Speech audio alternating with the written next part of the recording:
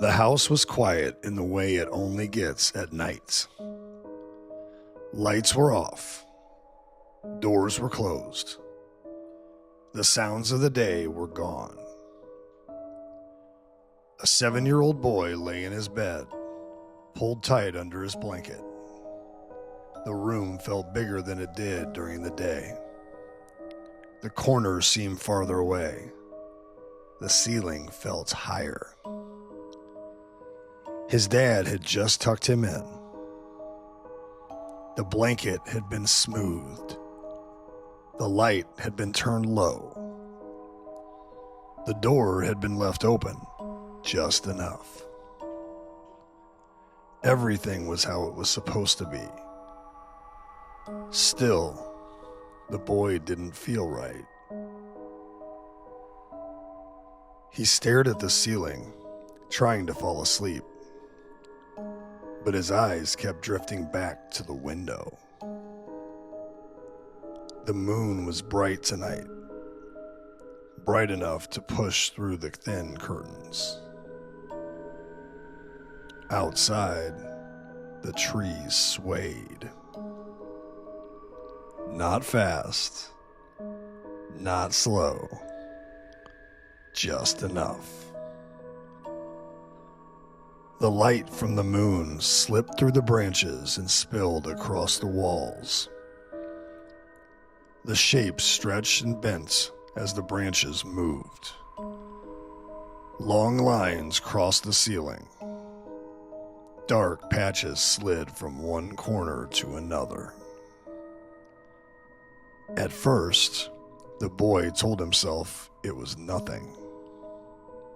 Just trees. Just light. Just shadows. But the shapes didn't stay still. They grew longer, then shorter, then wider. When the wind picked up, the ceiling filled with movement. Shadows climbed up the wall and across the room, reaching places they hadn't been before. The boy pulled the blanket higher. The shapes looked different now. Not like trees anymore.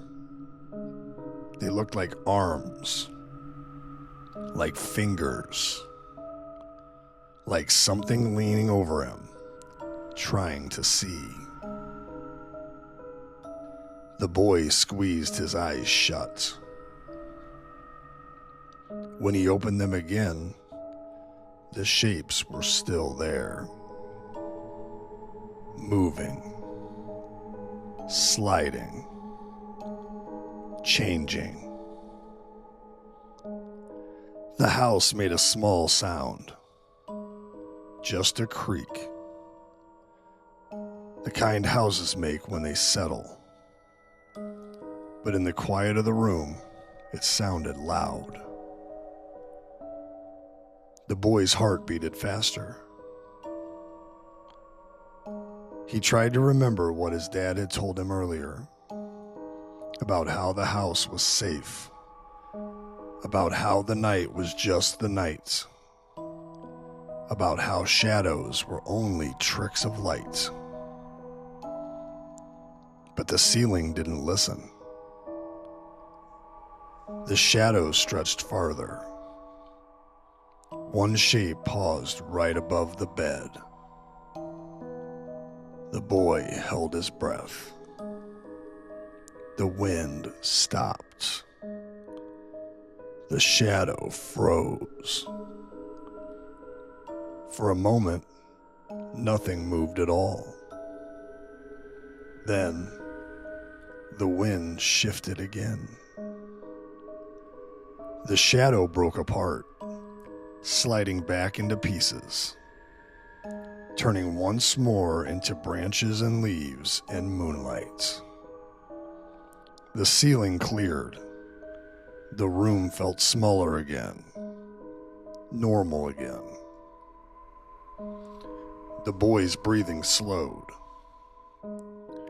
The shapes still moved, but now they made sense. Trees outside, lights passing through, nothing reaching, nothing watching. His eyes grew heavy. The shadows faded as clouds drifted across the moon. The ceiling went dark. Quiet returned. Down the hall, a floorboard creaked softly. The boy didn't open his eyes this time. He was already asleep. And the room stayed just a room until morning.